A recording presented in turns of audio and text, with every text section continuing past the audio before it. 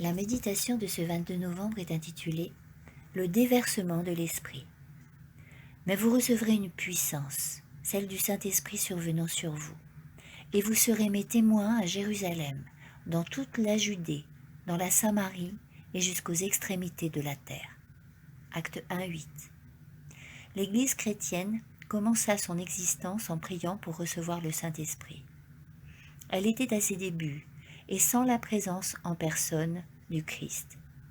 Juste avant son ascension, Jésus avait chargé les disciples d'aller prêcher l'Évangile dans le monde entier.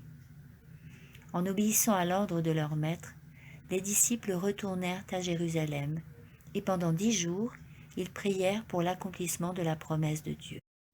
Ce furent 10 jours de profonde introspection, chacun examinant personnellement son propre cœur. Les disciples écartèrent tout différend qui existait entre eux et se rapprochèrent les uns des autres dans la communion fraternelle. À l'issue des 10 jours, le Seigneur accomplit sa promesse d'une manière spectaculaire, en déversant sur eux la plénitude de son esprit. Quand ils furent tous d'un commun accord dans un même endroit, dans la prière et les supplications, alors seulement se réalisa la promesse bénie. Quels furent les résultats de l'effusion de l'Esprit au jour de la Pentecôte ? La bonne nouvelle d'un Sauveur ressuscité fut proclamée jusqu'aux extrémités du monde habité.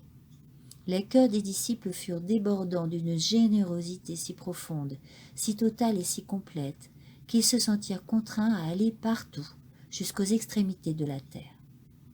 Par la grâce du Christ, les apôtres devinrent ce qu'ils furent.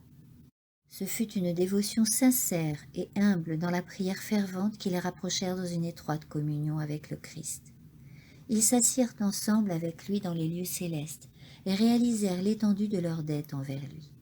Par la prière fervente et persévérante, ils obtinrent le don du Saint-Esprit et sortirent chargés du fardeau du salut des âmes, remplis de saint zèle d'étendre le triomphe de la croix.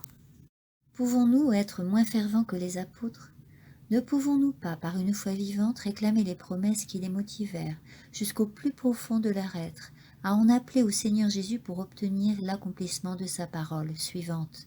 Demandez et vous recevrez. Jean 16, 24. L'Esprit de Dieu ne vient-il pas aujourd'hui en réponse aux prières ferventes pour remplir les hommes de sa puissance ? Amen.